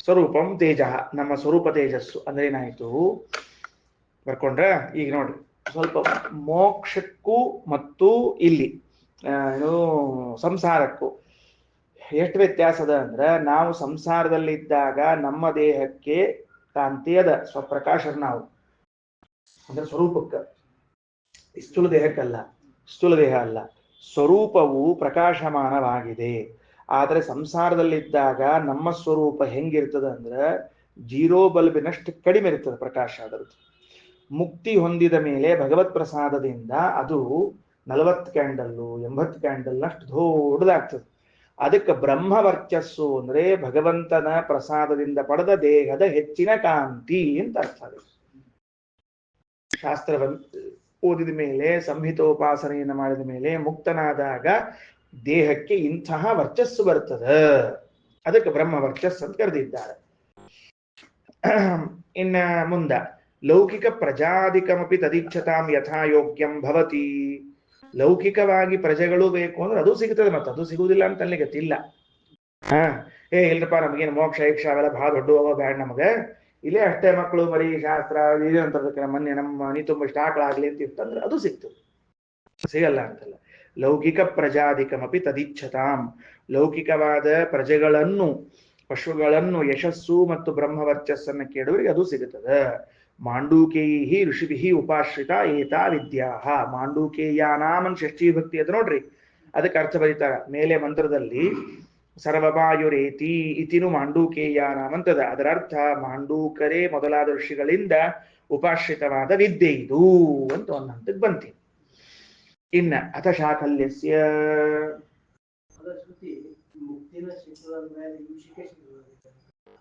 ಹಂಗಿಲ್ಲ ಅಲ್ಲ ಕರೆಕ್ಟ್ ಅಲ್ಲ, ಮುಕ್ತಿ ಒಳಗೆ ಆಕಳ ಪಾಕಳ ಬಂದಿಲ್ಲ ಅದಕ್ಕೆ ಅವ್ರು ಹೇಳಿದ್ದು ಲೌಕಿಕ ಇಚ್ಛಾ. ಶ್ರೀಮದ್ ಆಚಾರ್ಯದ ಬರೀಬೇಕಾದ್ರೆ ಲೌಕಿಕ ಇಚ್ಛಾ ಇದ್ದವರಿಗೆ ಸಿಗುತ್ತದೆ ಅಂತ ಬರ್ಲಿಕ್ಕೆ ಕೆಲವ್ರಿಗೆ ಲೌಕಿಕ ಇಚ್ಛಾ ಇರಂಗಿಲ್ಲಪ್ಪ, ಮತ್ತೆ ಮುಕ್ತಿ ಸಿಕ್ಕ ಮೇಲೆ ಮತ್ತೆ ಇದು ಸಿಗಬೇಕು ಅಂದ್ರೆ ಅವ್ರ ಇಚ್ಛಾ ಮಾಡಿಲ್ಲ, ಅದಕ್ಕೆ ಸಿಗೋದಿಲ್ಲ. ಸರಿನಾ? ವರ್ಣ ಅಂದ್ರೆ ಪ್ರಸಾದ ಅಂತ ಹೇಳಿ. ಹಾ, ಅಂತೂ ಏನಾತು, ಇಲ್ಲಿಗೆ ಒಂದು ಹಂತ ಮುಟ್ತಿಲ್ಲ. ಈಗ ಒಂದು ಹಂತ ಮುಟ್ತೇವು ಅಂತಂದ್ರ ಈ ಸಂಹಿತೋಪನಿಷತ್ತು ಅಂದ್ರೆ ಸಂಹಿತೆಯಲ್ಲಿ ಅಡಗಿರುವ ಭಗವಂತನ ರೂಪದ ಚಿಂತನೆ ವಿಷಯ ಮುಕ್ತಾಯವಾಯಿತು. ಅದಕ್ಕೆ ಫಲಶ್ರುತಿಯನ್ನು ಹೇಳಿ ಮುಕ್ತಾಯ ಮಾಡಿದರು. ಒಂದು 4 ಮಂದಿ ಋಷಿಗಳ ಹೆಸರು ಬಂತ್ರಿ ಇಲ್ಲಿ ನಮಗೆ. ಶೂರವೀರ ಮಾಂಡೂಕೇಯರು ಅವರು ಒಬ್ರು, ಮತ್ತು ಅವರ ಮಗ, ಇದು ಒಂದು ಗುಂಪಿದು, ಇದು ಒಂದು ತಂದೆ ಮಕ್ಕಳದು. ಮಾಕ್ಷವ್ಯರು ಅಂತ ಒಂದು, ಆಗಸ್ತ್ಯರು ಅಂತ ಒಂದು, 4 ಜನರು ಸೇರಿಕೊಂಡು ಒಂದು ಕಡೆಗೆ ಕುಳಿತು ಈ ಸಂಹಿತೋಪಾಸನೆಯನ್ನು ನಡೆಸ್ತಾ ಇದ್ದಾರೆ. ಸಂಹಿತೋಪಾಸನೆಯನ್ನು ನಡೆಸುವಾಗ ಪೂರ್ವವರ್ಣ, ಉತ್ತರವರ್ಣ, ಸಂಧಿ ಅಂತ 3 ಸ್ಥಳಗಳನ್ನು ಇಟ್ಟುಕೊಂಡಿರುವಾಗ ಪೂರ್ವವರ್ಣ ಉತ್ತರವರ್ಣಗಳಲ್ಲಿ ಮತ್ತೆ ಮಾಕ್ಷವ್ಯರಿಗೂ ಶೂರವೀರ ಮಾಂಡೂಕೇಯರಿಗೂ ಭೇದ ಏನಿಲ್ಲ. ಆದರೆ ಸಂಧಿಯಲ್ಲಿ ಮಾತ್ರ ವಾಯುವಿನಲ್ಲಿ ಸಂಧಿ ಅಂತ ತಿಳಿದುಕೊಂಡು ಶೂರವೀರ ಮಾಂಡೂಕೇಯರು, ಆಕಾಶದಲ್ಲಿ ಸಂಧಿ ಅಂತ ತಿಳಿದುಕೊಂಡು ಮಾಕ್ಷವ್ಯರು. ಹಿಂಗಂದಾಗ ಅವರಂದ್ರು, ನಾನು ಮಗನಲ್ಲಿ ಇದ್ದ ಭಗವಂತನ ಉಪಾಸನೆಯನ್ನು ಮಾಡ್ತಿದ್ದೇನೆ. ಯಾರು? ಶೂರವೀರ ಮಾಂಡೂಕೇಯರು. ಅವರು ತಂದೆಯಲ್ಲಿದ್ದ ಮತ್ತ ಇವನ ಭಗವಂತನ ಉಪಾಸನೆ ಮಾಡ್ತಿದ್ದಾರೆ. ನನ್ನ ಪಕ್ಷಕ್ಕೇನ್ ಬಾಧ ಇಲ್ಲ ಅಂತಂದಾಗ ಶ್ರೋತೃಗಳಾಗಿ ಕುಳಿತ ಆಗಸ್ತ್ಯರಂತಾರ, ಇಲ್ಲರಿ ಅವ್ರು ನಿಮ್ ಪಕ್ಷ ಬೇಡ ಅಂತನ್ಲಿಗತ್ತಾರ. ಯಾಕಂದ್ರೆ ತಂದೆಯಲ್ಲಿ ಉಪಾಸನೆ ಮಾಡೋದಕ್ಕೆ ಹೆಚ್ಚು ಫಲ ಅದ ಮಗನಲ್ಲಿ ಉಪಾಸನೆ ಮಾಡುವಕ್ಕಿಂತ. ಕಾರಣ, ಗಣಪತಿ ಬ್ರಹ್ಮಾಂಡದ ಹೊರಗಡೆಗೆ ಆಕಾಶಾವರಣ ಅಂತೇನ್ ಬರ್ತದ ಅದು ವ್ಯಾಪ್ತವಾದದ್ದು, ವಾಯುವಾವರಣಕ್ಕಿಂತ ಹೆಚ್ಚದ. ಅಂದ್ಮೇಲೆ ತದ್ಗತವಾದ ಭಗವದ್ರೂಪ ಸಂಹಿತೆ ರೂಪವಾದರೆ ಅಲ್ಲಿ ಹೆಚ್ಚು ಪುಣ್ಯ ಬರ್ತದ, ಫಲ ಬರ್ತದ ಅನ್ಲಿಕತಾರ ಅಂತ ಅಲ್ಲಿ ಚರ್ಚೆಯಾದಾಗ ಮಹಿದಾಸ ಐತರೆ ಅಂತಾನ, ನಿರ್ಧಾರ ಯಾರು ಮಾಡಬೇಕು? ನಾ ನಿರ್ಧಾರ ಮಾಡ್ತೇನೆ. ಎರಡೂ ಉಪಾಸನೆ ಸರಿಯದ. ಸಂಧಿ ಅನ್ನುವುದು ವಾಯುವಿನಲ್ಲಿದ್ದು ಉಪಾಸನೆ ಮಾಡಿದ್ರು ಅಷ್ಟೇ ಪುಣ್ಯ, ಆಕಾಶದಲ್ಲಿದ್ದು ಮಾಡಿದ್ರು ಅಷ್ಟೇ ಪುಣ್ಯ. ಯಾಕ? ಇವರೂ ಅಪ್ಪ ಮಕ್ಕಳು, ಅವರು ಅಪ್ಪ ಮಕ್ಕಳು. ಒಂದು ಕಡೆಗೆ ಅವ್ರ ತಂದೆ ಆಗ್ಯಾರ ಅಂದ್ರ ಸಾತ್ವಿಕ ಅಹಂಕಾರದಲ್ಲಿ ವಾಯುದೇವರು ಹುಟ್ಟಿ ತ್ವಗೀಂದ್ರಿಯದಿಂದ ಅಭಿಮಾನಿಗಳಾಗಿ ಅಪ್ಪಾಗಿ, ಮುಂದೆ ಗಣಪತಿ ಆಕಾಶಾಭಿಮಾನಿ ಹುಟ್ಟಿದ್ದಾರ, ಅವರ ಅಪ್ಪ ಇವ್ರ ಮಗ. ಪಂಚಭೂತಗಳಲ್ಲಿ ಗಣಪತಿ ಮೊದಲು ಹುಟ್ಟುಕೊಂಡು ವಾಯು ಆಮೇಲೆ ಹುಟ್ಟಿದ್ರಿಂದ ಇಲ್ಲಿ ಅಪ್ಪ ಮಗ ಆಗಿರು. ಹಿಂಗಾಗಿ ಏನ್ ವ್ಯತ್ಯಾಸ ಆಗೋದಿಲ್ಲ, ಎರಡೂ ಸಮಪಕ್ಷ ಅವ. ಅದಕ್ಕೆ ಅಧಿಭೂತದಲ್ಲಿ ಹಿಂಗ ಉಪಾಸನೆ ಮಾಡ್ತಾರೆ ಅಂತ. ಆಗ ಮತ್ತೆ ತಂದೆ ಮಕ್ಕಳ ಮಧ್ಯದಲ್ಲಿ ವಾಕ್ಯಾರ್ಥ ಪ್ರಾರಂಭ ಆಯಿತು. ಈ ವರ್ಣೋಪಾಸನ ಎಂಬುದು ನಮ್ಮ ಅಧ್ಯಾತ್ಮದ ಮೇಲೆ ಏನ್ ಪ್ರಭಾವ ಬೀರ್ತದೆ ನೋಡೋಣ ಅಂತಂದಾಗ, ಮಾತಿನ ಮೇಲೆ ಪೂರ್ವವರ್ಣದ ಪ್ರಭಾವ, ಮನಸ್ಸಿನ ಮೇಲೆ ಉತ್ತರವರ್ಣದ ಪ್ರಭಾವ ಅಂತಂದಾಗ ಶೂರವೀರ ಮಾಂಡೂಕೇಯರಾದ ತಂದೆಯರ ಅಭಿಪ್ರಾಯವೇನು ಅಂದ್ರೆ ಪೂರ್ವವರ್ಣವೇ ಪ್ರಧಾನ, ಉತ್ತರವರ್ಣ ಅಪ್ರಧಾನ. ಯಾಕ? ಪೂರ್ವವರ್ಣವನ್ನ ಮೊದಲು ಉಚ್ಚಾರಣೆ ಮಾಡಬೇಕು, ಆಮೇಲೆ ಉತ್ತರವರ್ಣವನ್ನ. ಹಿಂಗಾಗಿ ಪೂರ್ವವರ್ಣವೆನಿಸಿರುವಂತಹ ವಾಕ್, ಅದಕ್ಕೆ ಅಭಿಮಾನಿಯಾದ ಪಾರ್ವತಿ, ತದಂತರ್ಗತರಾದ ವರಾಹದೇವರೇ ಮುಖ್ಯ. ಆಮೇಲೆ ರುದ್ರದೇವರ ಒಳಗಿರುವಂತಹ ವಾಮನ ರೂಪಿಯಾದ ಪರಮಾತ್ಮ ಅಂತ ತಂದೆ ಹೇಳಿದರು. ಅದಕ್ಕೆ ಮಗ ಅಂತಾನ, ಅಪ್ಪ ಅಲ್ಲ. ಮನಃಪೂರ್ವ ರೂಪಂ ವಾಗುತ್ತರ ರೂಪಂ. ಮನೋಭಿಮಾನಿಗಳಾದ ರುದ್ರದೇವರಲ್ಲಿಯೇನೇ ವರಾಹನ ಉಪಾಸನೆ ಮಾಡಬೇಕು. ಯಾಕೆ ಅಂದ್ರೆ ಮೊದಲು ಮನಸ್ಸಿನಲ್ಲಿ ಸಂಕಲ್ಪ ಮಾಡ್ತೇವೆ ಮಾತನಾಡಬೇಕು ಅಂತ, ಅದು ಅನಂತರದಲ್ಲಿ ಮಾತಿನಲ್ಲಿ ನಮಗೆ ಬರ್ತದಾದ್ದರಿಂದ ಇದು ಮೊದಲು, ಅದು ಅನಂತರದಲ್ಲಿ ಅಂತ ಹೇಳಿ ಹಿಂದೆ ಮುಂದಾಗಿ ಹೇಳಿದ್ದಾರೆ. ಈ ವಿಷಯದಲ್ಲಿ ಸಂಹಿತಾ ವಿಷಯದಲ್ಲಿ ಏನು ವಿವಾದವಿಲ್ಲ. ಹೀಗೆ ಅಧಿಭೂತದಲ್ಲೂ ಮತ್ತು ಅಧ್ಯಾತ್ಮದಲ್ಲಿಯೂ ಕೂಡ ವಿಷ್ಣು ಎಂಬ ನಾಮ, ಆ ವಿಷ್ಣು ಎಂಬ ನಾಮದ ಪೂರ್ವವರ್ಣ ಉತ್ತರವರ್ಣಗಳ ಸಂಹಿತೋಪಾಸನೆಯನ್ನ ಮಾಡಿದ ಮೇಲೆ ಇಂಥ ಸಂಹಿತ ಅಕ್ಷರಗಳು ನಮ್ಮ ದೇಹದಲ್ಲಿವೆ. ಅಂದ್ರೆ ನಮ್ಮ ದೇಹ ಇದು ಅಧ್ಯಾತ್ಮ ರಥವೆನಿಸಿದೆ. ಇಲ್ಲಿ ಮನಸ್ಸು, ಮಾತು, ಪ್ರಾಣ ಎಂಬ ಹೆಸರಿನ ಭಗವಂತನು ಅಂದ್ರೆ ವರಾಹ, ನರಸಿಂಹ, ವಾಮನ ಎಂಬ 3 ರೂಪಗಳು ಕುಳಿತುಕೊಂಡು ಹೋಗ್ತಾ ಇವೆ. ಇದಕ್ಕೆ ಪೃಷ್ಟಿವಾಹನ ಅಂತ ಕರೀತಾರ. ಅದಕ್ಕೆ ಅರ್ಥ ಏನು ಅಂದ್ರೆ ಎಲ್ಲರಿಂದಲೂ ಪ್ರಶ್ನೆಗೆ ಒಳಗಾಗುವಂಥವನು. ಯಾರವ ಅಂತ ಪ್ರಶ್ನೆಗೆ ಒಳಗಾಗುವಂಥವನಿದ್ದಾನೆ, ಅಂಥ ಭಗವಂತನ ವಾಹನ ಅಂತ ಹೇಳಿ ಈ ಸಂಹಿತೋಪಾಸನೆಯ ಫಲವನ್ನ ಹೇಳ್ತಾರ. ಸಯ ಏಮೇತಾಂ ಸಂಹಿತಾಂ ವೇದ ಸಂಧೀಯತೆ ಪ್ರಜಯಾ ಪಶುಭಿರ್ ಯಶಸಾ ಬ್ರಹ್ಮವರ್ಚಸೇನ ಸ್ವರ್ಗೇಣ ಲೋಕೇನ ಸರ್ವಮಾಯುರೇತೀನು ಮಾಂಡೂಕೇಯಾನಾಂ, ಮಾಂಡೂಕೇಯರು ಶೂರವೀರ ಮಾಂಡೂಕೇಯರು ಅವರ ಮಗ ಮಾಕ್ಷವ್ಯ ಅಗಸ್ತ್ಯರು ಎಲ್ಲರೂ ಸೇರಿ ಉಪಾಸನೆ ಮಾಡಿ ಈ ಸಂಹಿತೋಪಾಸನೆ ಮಾಡಿದವರಿಗೆ ಫಲವೇನು ಅಂತ ಕೇಳಿದ್ರೆ, ಲೌಕಿಕವಾದ ಇಚ್ಛೆ ಇದ್ರೆ ಪ್ರಜೆಗಳಾಗ್ತಾರ, ಪಶುಗಳಾಗ್ತಾರ, ಯಶಸ್ಸು ಬ್ರಹ್ಮವರ್ಚಸ್ಸು ಬರ್ತದ, ಸ್ವರ್ಗಕ್ಕೂ ಹೋಗ್ತಾರ, ಇಲ್ಲಿರೋಷ್ಟು ಕಾಲ ಚೆನ್ನಾಗಿ ಬದುಕ್ತಾರ. ಇಲ್ಲ ನಾವು ನಿಷ್ಕಾಮ ಕರ್ಮ ಭಗವಂತನನ್ನೇ ಅಪೇಕ್ಷೆ ಪಡ್ತೀವಿ ಅಂತ ಕೇಳಿದಾಗ ಪ್ರಜಾ ಜ್ಞಾನವನ್ನು ಪಡಿತಾರ, ಪಶು ವೇದಗಳನ್ನು ಪಡಿತಾರ. ಆಮೇಲೆ ಯಶಸ್ಸು ಅನ್ನೋ ಶಬ್ದಕ್ಕೆ ಆ ಜ್ಞಾನಿಯ ಕೀರ್ತಿ ಎಲ್ಲ ಕಡೆಗೆ ಹರಡುತ್ತದ. ಬ್ರಹ್ಮವರ್ಚಸ್ಸು ಅನ್ನೋ ಕಾಲಕ್ಕೆ ಸಂಸಾರದಲ್ಲಿ ನಾವು ಅಲ್ಪ ತೇಜಸ್ವಿಗಳಾಗಿರುತ್ತೇವೆ. ಮುಕ್ತರಾದ ಮೇಲೆ ಭಗವದ್ ಅನುಗ್ರಹದಿಂದ ನಮ್ಮ ತೇಜಸ್ಸು ಬೆಳೀತದ, ಸ್ವರೂಪವೇ ಫಳ ಫಳ ಫಳ ಹೊಳಲಿಕ್ಕೆ ಪ್ರಾರಂಭ ಮಾಡ್ತದ. ಆಮೇಲೆ ಮೋಕ್ಷಕ್ಕೆ ಹೋಗ್ತೀವಿ, ಎಲ್ಲ ಆಯಸ್ಸು ಪೂರ್ಣವಾಗಿ ಅಲ್ಲಿರ್ತೇವೆ ಅಂತ ಇಷ್ಟು ಹೇಳಿದ ಮೇಲೆ ಅಲ್ಲೊಬ್ಬರು ಋಷಿಗಳು ಕೂತಿದ್ರು. ಇದು 3 ಮಂದಿದು ಒಂದು ಘಟ್ಟ ಮುಗಿದ ಮೇಲೆ ಇನ್ನೊಬ್ಬರೇ ಎತ್ಕೊಂಡ್ರು. ಸ್ವಾಮಿ ನಾನೊಬ್ಬನು ಕೂತೀನಿ ಚರ್ಚೆಯಲ್ಲಿ, ಮರಿಬೇಡ್ರಿ ನನ್ನನ್ನ ಅಂದ್ರು. ಹೌದೇನಪ್ಪ, ನೀನೇನಪ್ಪ ಹೇಳು ಅಂತ ಶುರುವಾಯ್ತು. ಈಗ ಇನ್ನೊಂದು ಟ್ರ್ಯಾಕ್, ಮತ್ತೊಂದು ಹೊಸ ಕಥೆ ಇದು. ಅಥ ಶಾಕಲ್ಯಸ್ಯ, ಶಾಕಲ್ಯರು ಬರ್ತಾರೆ. ಇವರು ಮಾಂಡೂಕೇಯಾಹ ತೃಪ್ಯಂತು ಶಾಕಲ್ಯಸ್ತೃಪ್ಯತು ಅಂತ ಬ್ರಹ್ಮ ಎದ್ದ ಬರ್ತಾರ ನೋಡ್ರಿ. ಇಲ್ಲಿ ಬರೋ ಋಷಿಗಳವರೆಲ್ಲ ಋಗ್ವೇದ ಋಷಿಗಳಾದ್ರಿಂದ ಅವರ ಕಥೆಯನ್ನು ಹೇಳಿಕ್ ಶುರು ಮಾಡ್ತಾರೆ. ಇವ್ರೇನಂತಾರ, ಈ ತ್ರಿಮೂರ್ತಿ ಉಪಾಸನೆ ಮಾಡೋಕ್ಕಿಂತಲೂ ಚತುರ್ಮೂರ್ತಿ ಉಪಾಸನೆ ಮಾಡಿದ್ರೆ ಚಲೋ ಅಲ್ಲೇನು ಅಂತ ಇವ್ರ ಪ್ರಶ್ನೆ. ಮತ್ತೀಗ ಇಲ್ಲಿ 3 ಮೂರ್ತಿಗಳಿಲ್ಲ, ತ್ರಿಮೂರ್ತಿಗಳಿಲ್ಲ. ವರಾಹ ನರಸಿಂಹ ವಾಮನ ಅಂತ ತ್ರಿಮೂರ್ತಿಗಳು ಬೇಡ, ವಾಸುದೇವ ಸಂಕರ್ಷಣ ಪ್ರದ್ಯುಮ್ನ ಅನಿರುದ್ಧವೆಂಬುವಂತಹ ಚತುರ್ಮೂರ್ತಿಗಳನ್ನು ಉಪಾಸನೆ ಮಾಡ್ಬೇಕಲ್ಲ ಇಲ್ಲಿ. ಅಲ್ಲೋ 4ನೇ ಜಗನೇ ಇಲ್ಲ, ಎಲ್ಲಿಂದ ಮಾಡ್ತೀವಿ ಅಂದ್ರೆ ಆ ವರ್ಣವನ್ನ ಉಚ್ಚಾರಣೆ ಮಾಡುವ ವ್ಯಕ್ತಿಯೊಬ್ಬ ಉಳ್ಕೊಂಡಾನಲ್ಲ, ಅವನ್ಯಾಕ್ ಬಿಟ್ರಿ ಅಂತ ಕೇಳ್ತಾರೆ. ಪೂರ್ವವರ್ಣ ಉತ್ತರವರ್ಣ 2 ಅಕ್ಷರಗಳು ಕೂಡಿದ್ದು ಆ ಉಚ್ಚಾರಣೆ ಮಾಡೋ ವ್ಯಕ್ತಿ, ಆ ಸಂಧಾನ ಅದೆಲ್ಲಿ ಹೋಯ್ತು ಅಂತ ಪ್ರಶ್ನೆ ಇಟ್ಟುಕೊಂಡು ಅವನಲ್ಲೂ ಒಬ್ಬ ಬರ್ಲಿ ಅಂತ ಹೇಳ್ತಾ ಇದ್ದಾರೆ. ಗೊತ್ತಾಯ್ತಾ ಹೇಳಿದ್ದೇನೆ ಅಂತ ಹೇಳಿ? ಅವನೊಂದು ಭಗವದ್ ರೂಪ ಬೇಕಲ್ಲ. ಮತ್ತೀಗ ವರ್ಣೋಚ್ಚಾರಣೆ ಮಾಡುವನಲ್ಲೂ ಭಗವದ್ ರೂಪ ಬೇಕಲ್ಲೀಗ. ಇವರೇನು ಉಪಾಸನೆ ಮಾಡಿದ್ರು, ಪೂರ್ವವರ್ಣದಲ್ಲಿ ಭಗವದ್ ರೂಪ, ಉತ್ತರವರ್ಣದಲ್ಲಿ ಭಗವದ್ ರೂಪ, ಅವೆರಡು ಕೂಡಿದಾಗ ಈ ಭಗವದ್ ರೂಪ ಮುಗಿದು ಹೋತು. ಅದನ್ನ ಅನ್ನುವನಲ್ಲಿ ಯಾವ ರೂಪ ಅಂತ ಹೇಳಲೇ ಇಲ್ಲ ನೀವು, ಅದಕ್ಕೆ 4 ರೂಪ ಆಯ್ತು. ಈಗ ಚತುರ್ಮುಖ ಉಪಾಸನೆ ಆಗಲಿ ಈಗ ಅಂತ ಮತ್ತೊಂದು ಪ್ರಾರಂಭ ಆಯ್ತು. ಈಗ ಸರಿ ಆಯ್ತಾ? ವಿಷಯ ತಿಳಿತಾ ಇದೆಯಾ? ಚತುರ್ಮುಖ ಉಪಾಸನೆ ಎಂಬುದು ತಗೊಳ್ರಿ. ಅಥ ಶಾಕಲ್ಯಸ್ಯ ಪೃಥಿವೀ ಪೂರ್ವ ರೂಪಂ ದ್ಯೌರುತ್ತರ ರೂಪಂ ವೃಷ್ಟಿ ಸಂಧಿ ಪರ್ಜನ್ಯ ಸಂಧಾತ ತದುತಾಪಿ ಯತ್ರ ಏತದ್ ಬಲವದ್ ಅನೂತ್ ಅಗೃಹನ್ ಸಂದದತ ಅಹೋರಾತ್ರೇ ವರ್ಷತಿ ದ್ಯಾವಾ ಪೃಥಿವ್ಯೌ ಸಮಧಾತಾಂ ಇತ್ಯುತಾಪ್ಯಾಹುಹು ಇತಿನು ಅಧಿದೈವತಂ ಅಂತ. ಅಧಿದೈವತದಲ್ಲಿ ವೃಷ್ಟಿ ಮತ್ತು ಪರ್ಜನ್ಯಗಳನ್ನು ಎರಡನ್ನ ಸೇರಿಸ್ಕೊಳ್ಬೇಕು ಅಂತ ಹೇಳ್ತಾರೆ. ಇರ್ಲಿ, ಅದು ಹೇಳೋಣ ಅಂತ. ವರಾಹೋ ವಾ ಮನಸ್ಸಿಂಹ ಭಾಷೆ ನೋಡ್ಬಿಡ್ರಿ.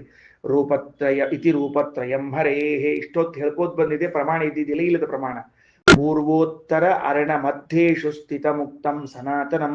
ಪೂರ್ವ ಉತ್ತರ ಅರಣ ಅಂದ್ರೆ ಅಕ್ಷರ, ಮಧ್ಯ ಅಂದ್ರೆ ಮಧ್ಯದಲ್ಲಿ ಸ್ಥಿತಂ ಇರುವಂತಹ ಪರಮಾತ್ಮನನ್ನ ಹೇಳ್ಯಾಸನ. ಮಾಂಡೂಕೇಯೈಹಿ, ಇವರೆಲ್ಲ ಮಾಂಡೂಕರ ಗುಂಪು. ಶಾಕಲ್ಯ, ಶಾಕಲ್ಯನು ವಾಸುದೇವಾದಿರೂಪಿಣಂ, ವಾಸುದೇವಾದಿ ರೂಪಗಳನ್ನ ಅಲ್ರಿ 4ನೇದಲ್ಲಿ ಏನ್ ತರ್ತೀರಿ ಅಂದ್ರೆ ತೇಷು ಚ ಉಚ್ಚಾರಕೆ ಚೈವ, ಆ ಉಚ್ಚಾರಣೆ ಮಾಡೋ ವ್ಯಕ್ತಿಯನ್ ಯಾಕೆ ಮರ್ತ್ರಿ? ಸ್ಥಿತಮಾಹ ಚತುರ್ವಿಧಂ, 4 ಅಂತ ತಿಳ್ಕೊಳ್ರಿ. ಎಲ್ಲದ? ಭೂಮಿ ದ್ಯು ವೃಷ್ಟಿ ಪರ್ಜನ್ಯ ನಾಮ್ನ ಉರ್ವ್ಯಾದಿಷು ಸಂಸ್ಥಿತಂ. ಭೂಮಿಯಲ್ಲಿ, ದ್ಯು ಸ್ವರ್ಗದಲ್ಲಿ, ವೃಷ್ಟಿ ಮಳೆಯಲ್ಲಿ, ಪರ್ಜನ್ಯ ಮೋಡದಲ್ಲಿ ಇದ್ದ ಭಗವಂತನ ತಿಳಿದುಕೊಳ್ಳ್ರಿ. ಸರಿ ಆಯ್ತಾ? ಅಲ್ಲಿ ಬಂದ್ಬಿಟ್ಟದ. ಏನ್ ಬಂದದ? ಪೃಥ್ವಿ ಪೂರ್ವ ರೂಪಂ ದೇವ್ರುತ್ತರ ರೂಪಂ ಬಂದ್ಬಿಟ್ಟದ. ವೃಷ್ಟಿ ಸಂಧಿ ಹೊಸಾದೀಗ. ಅವರು ವಾಯು ಸಂಧಿ ಆಕಾಶ ಸಂಧಿ ಅಂದಿದ್ರು ಇಬ್ರು, ಅವರಿಬ್ರು ಚರ್ಚಾ. ಇವ್ರದ್ದೇನು ಅಂದ್ರೆ ಮಳೆಯೇ ಸಂಧಿ. ಯಾಕಂದ್ರೆ ಭೂಮಿ ಆಕಾಶಗಳನ್ನು ಒಂದು ಮಾಡ್ತದ ಅದು ಮಳಿ. ಭೂಮಿ ಆಕಾಶಗಳನ್ನು ಒಂದು ಮಾಡುವಂತಹದ್ದು ಮಳಿ. ಪರ್ಜನ್ಯ ಸಂಧಾತ, ಮೋಡ ಕೂಡಿಸೋ ವ್ಯಕ್ತಿ ಅವನು. ಹಿಂಗಾಗಿ 4 ಸ್ಥಳಗಳನ್ನು ತೆಗೆದುಕೊಳ್ರಿ ಅಂತ ಹೇಳ್ತಾರೆ. ಬರ್ಕೊಳ್ರಿ. ಪೃಥ್ವಿ ಪೂರ್ವರೂಪ,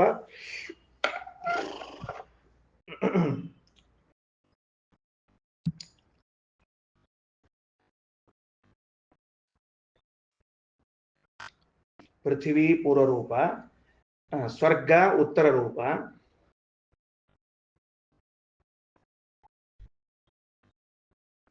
ವೃಷ್ಟಿ ಸಂಧಿ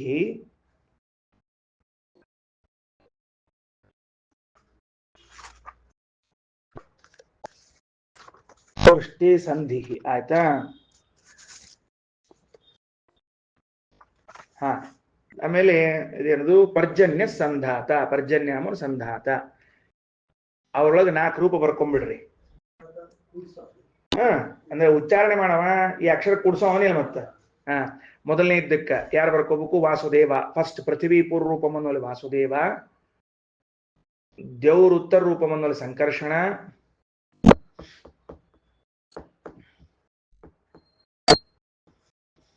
ಮುಂದ ಸಂಧಿ ಅನ್ನೋಲಿ ಪ್ರದ್ಯುಮ್ನ, ಪರ್ಜನ್ಯ ಅನ್ನೋಲಿ ಅನಿರುದ್ಧ. ಹಿಂಗ 4 ರೂಪಗಳ ಉಪಾಸನೆಯನ್ನು ಮಾಡೋಣ. ಇದು ಭೂತಗಳಿಗೆ ಸಂಬಂಧಪಟ್ಟದ್ದು, ಹೊರಗಡೆಗೆ ಎಲ್ಲ. ಅದು ಈಗ ವರಾಹ, ನರಸಿಂಹ, ವಾಮನ ಅಲ್ಲಿ ಮತ್ತೀಗ.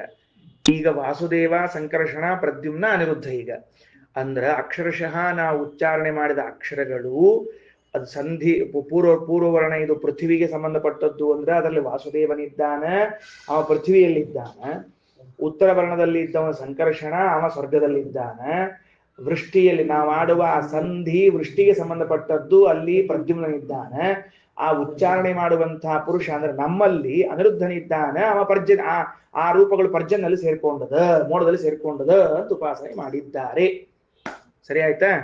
ಅಥ ಶಾಕಲ್ಯಸ್ಯ ಪೃಥಿವೀ ಪೂರ್ವ ರೂಪಂ ದೇವರುತ್ತರ ರೂಪಂ ವೃಷ್ಟಿ ಸಂಧಿ ಪರ್ಜನ್ಯ ಸಂಧಾತ ತದ್ ಉತ ಅಪಿ ಯತ್ರ ಏತತ್ ಬಲವತ್ ಅನೂತ್ ಗೃಹ್ಣನ್ ಸಂದದತ ಅಹೋರಾತ್ರೇ ವರ್ಷತಿ ತದುತ ಯತ್ರ ಏತತ್. ಇದು ತದುತಾಪಿ ಅಂದ್ರೆ ಅದು ಏನಂತ ಅದಕ್ಕ ಏನಂತ ಅದಕ್ಕ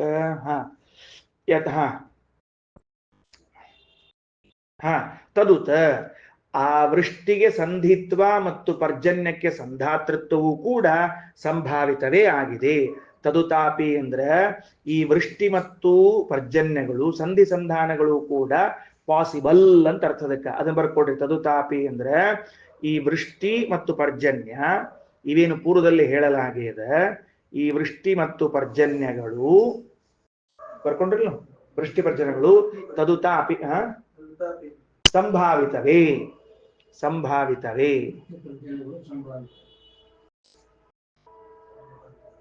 ವೃಷ್ಟಿ ಮತ್ತು ಪರ್ಜನ್ಯಗಳು ಸಂಭಾವಿತ. ಯತ್ರ, ಎಷ್ಟು ವಿಚಿತ್ರ ನೋಡ್ರಿ. ಯತ್ರ ಅಂದ್ರೆ ಯಾವಾಗ ಅಂತ ಅರ್ಥದಕ್ಕ.